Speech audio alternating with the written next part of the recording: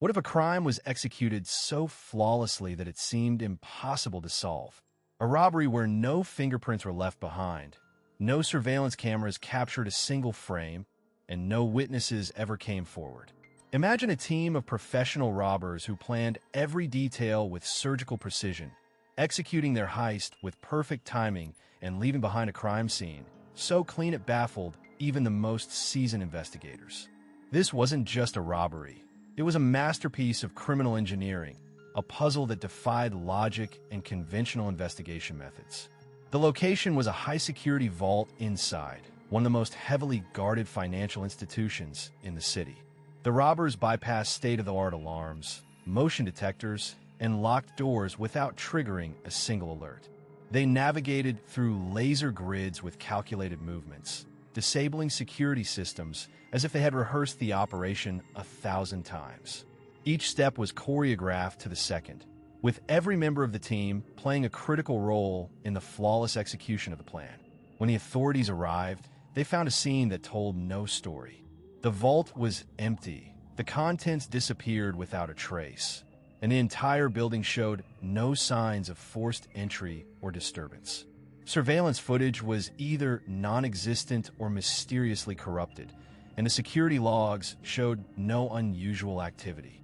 Despite combing through the area with the latest forensic technology, investigators came up empty-handed. This was a crime that seemed to belong in the realm of fiction, a perfect heist that left no clues and no leads. But as the investigation stalled, frustration mounted. How could such a meticulous and sophisticated robbery occur without leaving behind any trace? Was it possible that the robbers had engineered technology or insider information beyond the reach of law enforcement? The team of detectives, analysts, and forensic experts faced a wall of silence, a case that challenged every assumption about what was possible in their field. The public was captivated by the mystery, the headlines calling it the heist of the century. Everyone wondered if the criminals would ever be caught or if this would remain an unsolved legend. Yet beneath the surface of this seemingly perfect crime, there was something, a detail so faint and overlooked that no one initially noticed it. It was a single clue hidden in plain sight, something that escaped the eyes of even the most vigilant investigators. This overlooked element would soon become the key to unraveling the entire operation. A small, almost invisible reflection captured on a polished surface outside the main camera angles. At first, it appeared meaningless, an insignificant glimmer lost among countless other visual data. But when forensic experts isolated and examined that reflection, it began to tell a story that contradicted the suspects' alibis and shattered the illusion of perfection. What started as an unsolvable mystery was about to unravel, proving that even the most carefully planned heist can fail because of one detail no one thought could matter. This is the story of a perfect crime undone by a single overlooked reflection. Before we dive deeper, take a moment to settle in. There's more coming that will change everything you think you know about this case. What seemed like a straightforward twist is just the beginning. And as the layers peel back, unexpected truths will emerge. Stick around, because each revelation will bring you closer to understanding how a flawless plan began to unravel in ways no one anticipated. You won't want to miss a single detail. The robbers' preparation for the heist was meticulous, reflecting a level of precision that left investigators baffled. Months before the day of the crime, the group conducted extensive surveillance on the target location, observing daily routines and timing every employee's movements. They noted shift changes, delivery schedules, and periods when security presence was minimal. This allowed them to identify a narrow window where the chance of encountering resistance was lowest, planning the entire operation around this brief but critical interval. Security systems were scrutinized with equal care. The team studied the placement of cameras, mapping out blind spots and areas with overlapping coverage. They avoided any direct line of sight, using portable shields and timing their movements to coincide with the camera's rotation schedules, effectively rendering themselves invisible to electronic eyes. Moreover, they identified the types of alarms installed: motion detectors, pressure sensors and glass break systems, and researched ways to neutralize each without triggering alerts. This involved acquiring specialized equipment to jam signals temporarily and carefully disabling specific circuits, all without leaving traces that could be detected later. In addition to the physical security measures, the robbers exploited knowledge of the building's infrastructure. They accessed old blueprints and schematics, some obtained through insider contacts, to locate maintenance tunnels and service entrances used by staff. These passages offered alternative routes that bypassed the main security checkpoints entirely. By entering through these hidden corridors, they avoided security guards and reduced their exposure time inside the premises. Timing was synchronized to the second. On the day of the heist, each member had a clearly assigned role, with actions choreographed like a well-rehearsed performance. Communication was minimal but efficient, relying on discrete hand signals and encrypted radios with short-range frequencies to prevent interception. Their movements inside the building were swift and deliberate, targeting the vault with precision. They had practiced opening the lock repeatedly using a replica, ensuring they could bypass it within minutes. What made the plan appear flawless was not only the thoroughness of the preparation, but also their ability to anticipate potential variables and contingencies. For instance, they accounted for unexpected staff presence by devising non-violent distractions, such as triggering minor alarms in distant areas to draw guards away. They also planned escape routes with multiple options, considering traffic patterns and police response times to avoid capture. Investigators later noted that the absence of any forced entry, tampered security footage, or triggered alarms suggested the robbers had near-complete control over the environment during the operation. The seamless execution left no physical evidence, and the precision timing eliminated the possibility of chance encounters. Every detail had been accounted for from the moment they stepped inside until their exit. This level of sophistication led experts to deem the crime nearly unsolvable. The robbers' ability to neutralize security measures without detection, combined with their strategic knowledge of the building's layout and routines, created an illusion of invisibility. To law enforcement, it seemed as if the perpetrators had ghost-like access, striking with perfect invisibility and disappearing without a trace.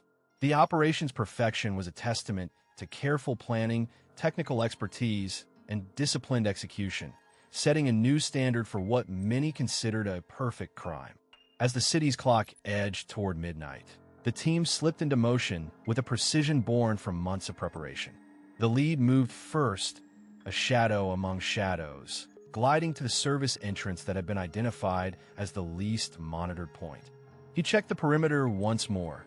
No unexpected patrols, no flicker of lights, and then silently disengaged the electronic lock with a device no larger than a smartphone. The door whispered open, and without hesitation, the others followed, each step measured, deliberate. Inside, the atmosphere was thick with anticipation but void of noise. The team's movements were choreographed down to the second. The navigator took the lead now, guiding them through the dimly lit corridors, past security cameras that had been temporarily looped hours before. Every sensor and motion detector was accounted for. The team moved only when the path was clear. The silence was punctuated only by their controlled breathing and the faint rustle of their gear. They reached the vault door precisely 20 minutes after entry. A specialist knelt, tools at the ready, while the others formed a tight perimeter, eyes scanning every angle for unexpected threats. The vault's locking mechanism was intricate but familiar, an amalgamation of mechanical tumblers and digital encryption. The specialist's hands worked swiftly, manipulating the lock with practiced ease. Time seemed to stretch, each second weighted with the tension of the moment. Finally, a soft click announced success. The heavy door swung inward. Inside, rows of safety deposit boxes and a central compartment awaited. The team split tasks seamlessly. One member extracted the contents from the main compartment, bundles of cash and valuable documents, while another moved methodically through the boxes previously marked during reconnaissance. Their hands moved with confidence, avoiding any careless noise or unnecessary movements. Throughout, the leader maintained constant communication via subtle hand signals, ensuring no one deviated from the plan. The operation was a ballet of precision. No wasted motion, no hesitation. Every step was calculated to maximize speed and minimize exposure. Outside, the lookout monitored the street cameras and patrol routes, ready to alert at the first sign of trouble. Once the last box was emptied, the team retraced their path with the same silent efficiency. The specialist resecured the vault door, replacing it exactly as it had been, leaving no sign of tampering.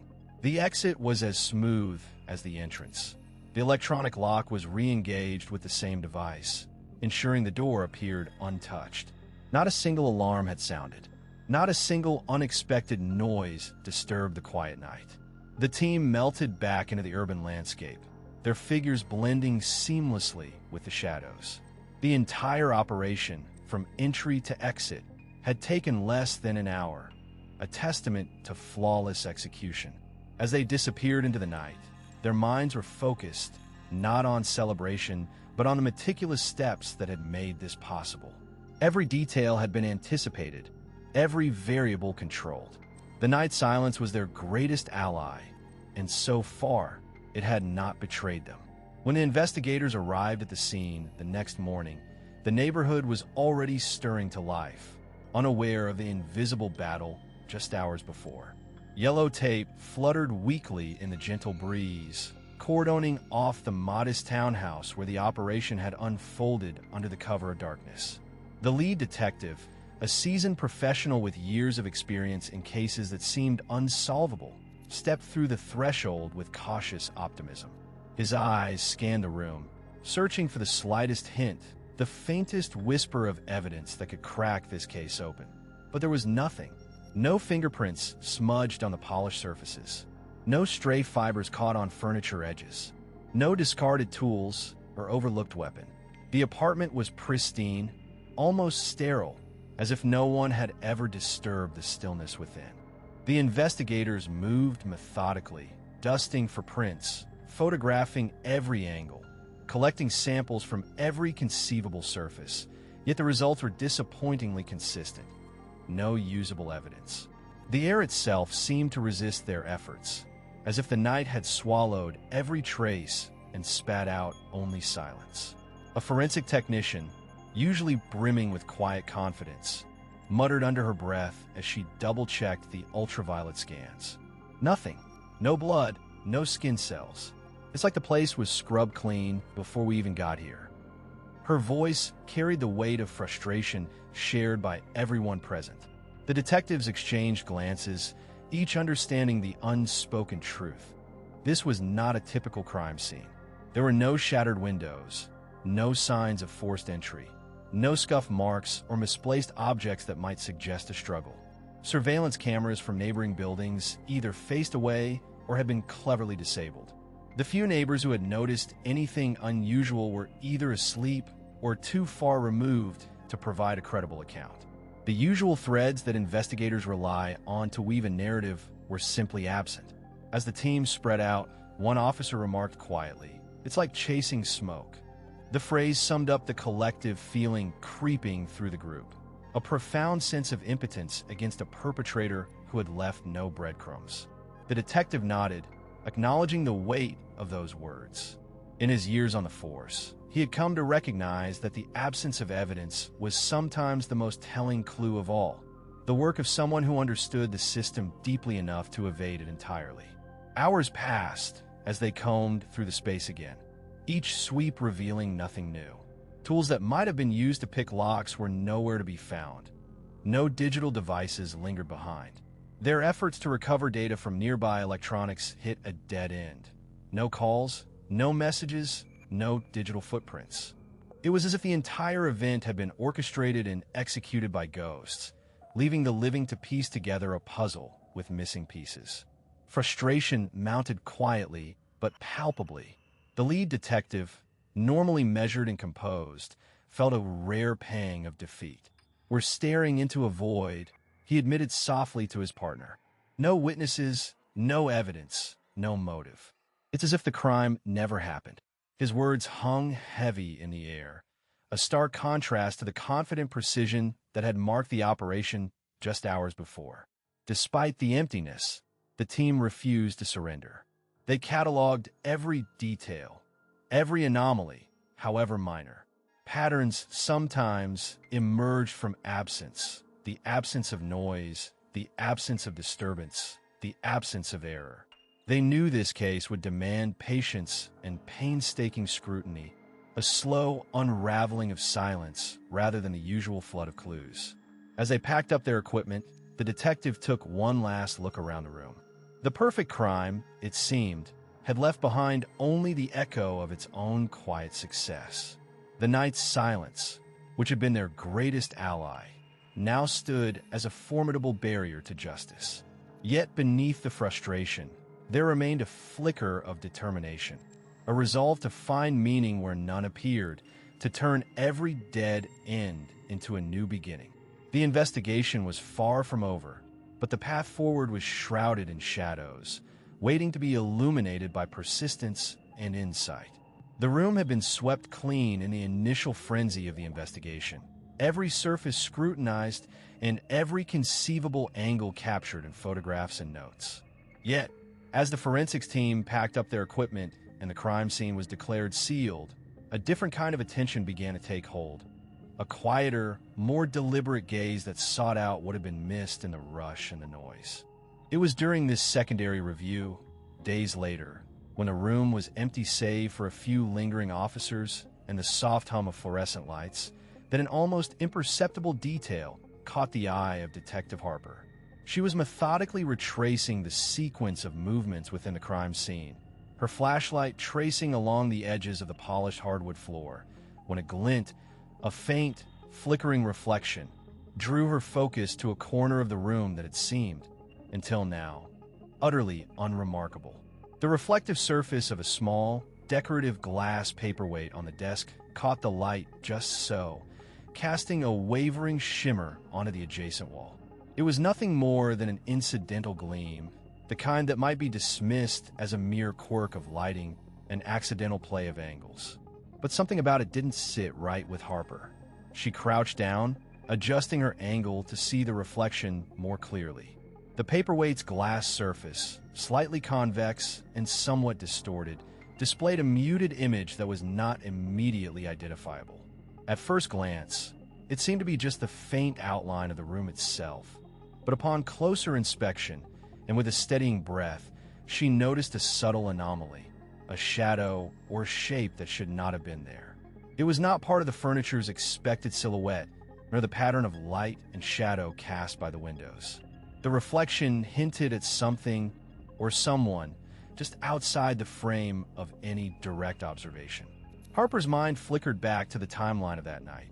The quiet footsteps, the muffled voices, the moments when the room had seemed still yet palpably charged with unseen movement. She glanced around again, her detective's instincts whispering that the paperweight's reflection might be the key to a detail everyone else had overlooked. Yet, she knew better than to jump to conclusions. The glass could very well be distorting a mundane object, or perhaps a trick of the light from the street lamp outside. Still, the faint, almost imperceptible shape teased at her curiosity like a whisper from the shadows. Her fingers brushed lightly over the desk, careful not to disturb anything, and she pulled out her phone to take a series of close-up photographs, adjusting the angle of the light to capture the reflection as clearly as possible. The images revealed the ghostly shape more distinctly, a blur that, under certain light, suggested movement or presence beyond the boundaries of the room's known layout. It was a detail so subtle it might have been dismissed as irrelevant, lost amid the chaos of more tangible evidence. Yet, it clung stubbornly to her thoughts. As Harper stood and surveyed the room once more, a chill settled in the air, not from the cold, but from the unsettling realization that this overlooked reflection might be a silent witness to something crucial. It was as if the room itself held a secret, encoded in the brief, flickering dance of light on glass. What it meant, how it fit into the puzzle of the perfect crime, remained tantalizingly out of reach. But Harper knew one thing for certain. Sometimes the smallest, quietest details were the ones that whispered the loudest truths. And as she prepared to delve deeper into this new thread, a faint creak echoed from the hallway outside, as if the house itself was waiting to reveal what had long been hidden from view. As Harper stood in the dim light of the study, the air felt heavy with anticipation. The case had already twisted and turned in ways that few could have predicted, yet something about this moment felt different. Now was not the time to look away or lose focus. Sometimes it's the smallest detail, the one overlooked or dismissed, that holds the key to unraveling everything. It's easy to get caught up in the big picture, but the truth often hides in the cracks, the shadows, the almost imperceptible elements that, when pieced together, change the entire story. Keep watching closely, because what may seem insignificant at first glance will soon shift the entire investigation's direction. This isn't a matter of dramatic breakthroughs or sudden confessions. It's about subtlety, patience, and the kind of careful attention to detail that turns a theory into fact. The way a single fingerprint, a faint scent, or a barely audible sound can reshape what we thought we knew is a reminder that in investigations like these, no piece of evidence is too small to matter. Harper's mind raced as she reviewed the evidence once more. The initial focus had been on the obvious, the motive, the opportunity, the alibis, but now her gaze settled on something far less conspicuous. A slight scuff mark on the edge of a desk drawer, barely visible without close inspection. At first, it seemed trivial, a product of everyday wear, but its location and shape didn't quite fit with the rest of the room's orderly state. This mark, a minor imperfection, hinted at a moment of hurried movement or a hidden struggle. It was the kind of detail that might have been dismissed by others but not by Harper. With this new perspective, the entire approach to the investigation shifted. Instead of focusing only on the larger narrative crafted by witnesses and suspects, Harper and her team began to look at the environment itself, the physical space where the crime took place, as a silent witness. They started re-examining the scene with fresh eyes, searching for disturbances, inconsistencies, or anything that could explain that scuff mark and possibly others like it. The investigators recognized that every object, every mark, every piece of misplaced evidence could tell a story if only it was interpreted correctly. This shift in focus meant moving beyond the surface and embracing a more methodical, almost forensic mindset. It required slowing down, being meticulous, and resisting the urge to jump to conclusions. The team began to map out the sequence of movements within the room, reconstructing the timeline based on where those subtle clues suggested someone had been. What once seemed like a neat, controlled environment now revealed itself to be a scene of complexity and hidden tension. By honing in on these subtle nuances, the team uncovered traces of overlooked evidence. A faint smear on the floor, inconsistent dust patterns on a windowsill, and a barely noticeable fingerprint on a glass. Each piece, when considered alone, might not have seemed extraordinary, but together, they formed a more complete picture, one that challenged earlier assumptions and opened new avenues of inquiry.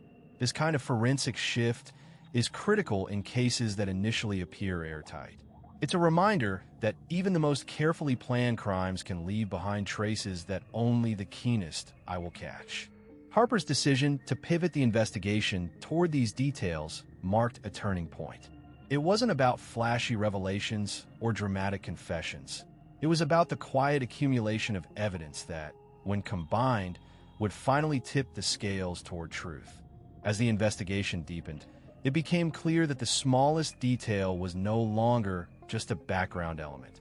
It had become the thread pulling at the fabric of the entire case. The way forward was to follow it meticulously, understanding that each tiny clue could ultimately expose what had long been concealed.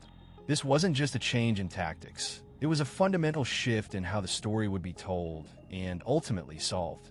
Forensic analysts approached the reflection with a methodical precision born from experience and technological expertise. The image, faint and distorted as it was, had been captured on a glossy surface, a polished wooden table near the crime scene.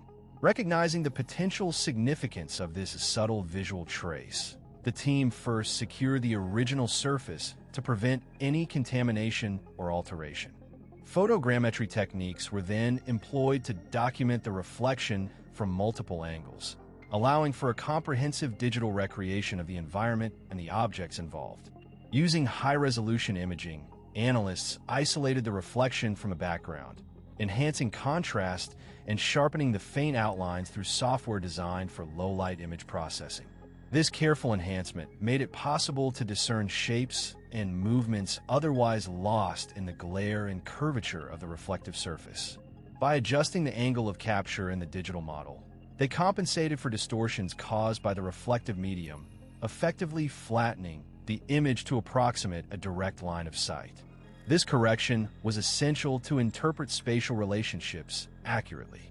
The reflection revealed a figure positioned near the table, partially obscured but unmistakably present. Analysts noted the posture and orientation. The person was leaning forward, with an arm extended, suggesting a deliberate action, possibly reaching for or placing an object. Subtle contours indicated the outline of clothing, with folds and creases hinting at fabric type and fit, which later matched descriptions of the suspect's attire. Movement was inferred from slight blurring in the reflection, consistent with a momentary gesture captured mid-motion. This temporal snapshot offered a window into the suspect's behavior and intent at a very precise moment. Shape analysis was particularly critical. The reflection's distortions initially complicated identification, but by cross-referencing the dimensions of the reflected figure with known measurements of the suspect, height, body proportions, and even gait, analysts were able to confirm a correlation beyond reasonable doubt. The reflection also captured the edge of a distinctive object, later identified as the weapon involved in the crime, further linking the figure in the reflection to the key evidence. Crucially, the reflection's position relative to the table and other objects in a room helped reconstruct the suspect's movements. By mapping the spatial relationships in the digital model, investigators could place the suspect precisely within the room's layout at the critical time. This spatial mapping, combined with timestamps from security footage and witness statements, created a consistent timeline that aligned perfectly with the suspect's presence and actions. This meticulous breakdown of the reflection bridged the gap between circumstantial suggestion and tangible evidence. It provided an irrefutable visual fragment tying the suspect directly to the scene, not merely as a passerby, but as an active participant in the events that unfolded.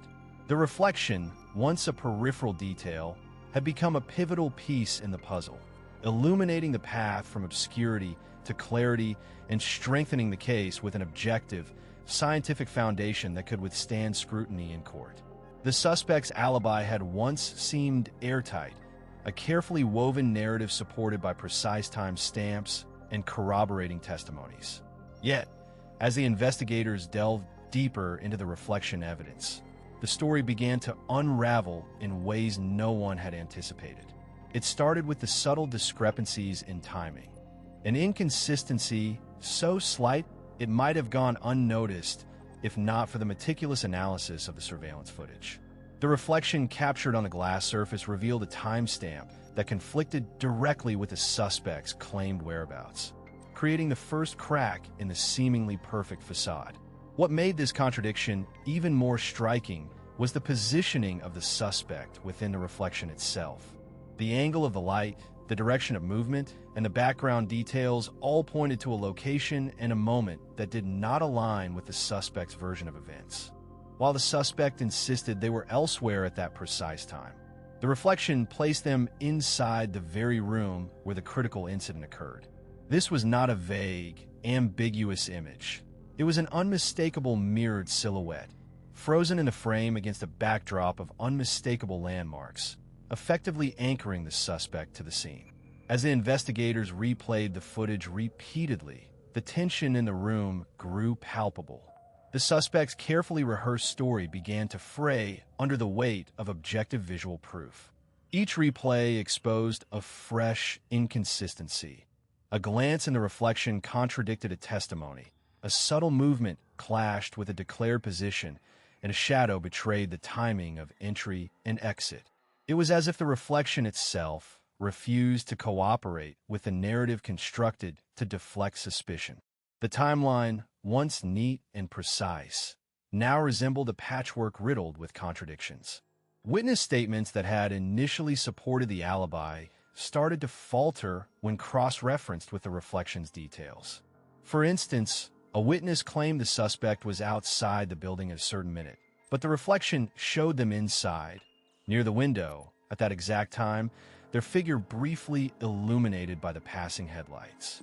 This visual proof directly challenged the alibi's foundation, forcing a reassessment of every claim tied to that time frame. Moreover, the suspect's movements within the reflection suggested a level of awareness and intent that clashed sharply with their professed innocence. The subtle gestures, the brief pauses, and the direction of their gaze implied a purposeful presence rather than accidental or incidental proximity. It was a silent confession captured in light and glass, revealing a story the suspect had tried to hide behind words and false statements. The reflection also exposed contradictions in the physical layout described by the suspect. The angles and spatial relationships visible in the mirrored image did not correspond with the suspect's account of how they moved through the space. This discrepancy hinted at either deliberate deception or a flawed memory, but neither was favorable to the suspect's case. The more the investigators scrutinized the reflection, the more they realized the suspect's timeline was not just flawed, but fundamentally impossible. With every new detail uncovered, the suspect's confidence visibly waned. The perfect alibi, once a shield against suspicion, had become a cage of contradictions. The reflection evidence was not merely a passive record. It was an active force dismantling the constructed narrative piece by piece. The suspect's story, once seamless and convincing, now lay in tatters, exposed by the unforgiving clarity of the reflected image. In this turning point, the case shifted from uncertainty to near certainty. The reflection had not only placed the suspect at the scene, but had done so in a way that no verbal alibi or fabricated timeline could withstand. It was a moment when the perfect crime began to crumble under the weight of an unyielding truth, captured not through hearsay or speculation, but through the silent witness of a reflection that spoke louder than any testimony. The room was quiet except for the steady ticking of the wall clock, a metronome marking the passing seconds as tension thickened the air. Investigator Reynolds slid the folder across the table, its contents heavy with undeniable proof.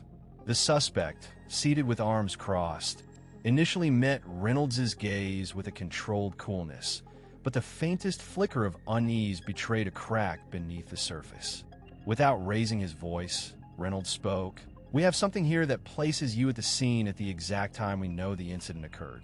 It's not a guess. It's not an assumption. It's a reflection caught on camera." He tapped the folder. "You tried to construct a timeline, a story that didn't include you being there. But the reflection says otherwise." The suspect's eyes darted momentarily toward the door, then down at the folder. Silence stretched. The investigator waited, letting the weight of the evidence settle. There was no dramatic outburst, no immediate confession. Instead, a slow, almost imperceptible shift in posture, the shoulders sagging slightly, the hands unclenching from their defense. "You can't argue with a mirror," Reynolds continued quietly. "It doesn't lie. It doesn't forget. It just reflects what was. And what was your presence. Alone in that hallway. Alone when everything turned." The suspect's breath hitched, a subtle sign that was easy to miss but impossible to ignore. His face tightened, as if wrestling with an internal storm. The silence was no longer empty. It had become a space filled with the unspoken acknowledgement of a truth once denied. Reynolds leaned forward, voice steady but soft. "We're not here to play games. The evidence is clear. You can choose to help us understand what happened, or you can keep holding on to the version that's already been disproven. The choice is yours." The suspect's gaze lifted, meeting Reynolds' eyes for the first time with something close to resignation. The fight was draining from him. replaced by a dawning comprehension that the carefully constructed facade was crumbling. His fingers trembled slightly on the table, betraying a vulnerability that words had yet to express. A long breath escaped him. I thought I had covered everything," he said quietly, voice rough. "I never expected that reflection to be there. I never thought anyone would notice." Reynolds nodded, acknowledging the weight behind the confession. Perfection is fragile. One small detail, unnoticed at the time, can undo everything. The room remained still, the moment stretching out, a silent reckoning between the suspect and the inescapable truth. No dramatic accusations, no shouting matches, just a quiet, inevitable acceptance that the moment had arrived. The perfect crime, once so meticulously planned, had finally met its breaking point, and in that subdued exchange, the case shifted irrevocably. The suspect was no longer simply a person under suspicion, but someone confronting the undeniable reality that their story had been exposed, piece by piece, by the unyielding clarity of what had been captured and could never be erased. The unraveling of this case, as subtle as it was relentless, came down to a detail so small it might have been dismissed by anyone, but those who know that in crime, it's never about the obvious mistakes. It was that one overlooked thread, an inconspicuous clue, a tiny inconsistency in the narrative that shattered the illusion of perfection. The suspect's carefully constructed alibi, the flawless facade that had held for so long, crumbled not under the weight of dramatic evidence, but because of this invisible fracture. It was a reminder that no matter how precise the planning, no matter how meticulously every step is choreographed, the devil always hides in the details that go unnoticed. What this case teaches us is clear. The downfall of a perfect crime doesn't come from grand errors or loud confessions. It is the silent, almost invisible slip, a forgotten trace, a misremembered fact, or a subtle contradiction that ultimately exposes the truth. That single detail, overlooked and underestimated, became the turning point. It transformed suspicion into conviction and speculation into certainty. The evidence didn't shout. It whispered, but its quiet persistence was enough to dismantle the entire deception. This moment, when the suspect's story was irrevocably compromised, was not marked by chaos or confrontation. Instead, it was a quiet acknowledgement of defeat, a sober acceptance that the carefully maintained story could no longer hold. The case pivoted on that fragile moment, showing us how justice often works not through spectacle, but through patience and attention to the smallest elements. It's a lesson in vigilance, in the power of observation, in the understanding that no detail is too insignificant to be ignored. For anyone fascinated by the mechanics of crime and detection, this case is a powerful example of why attention to detail matters more than any dramatic reveal.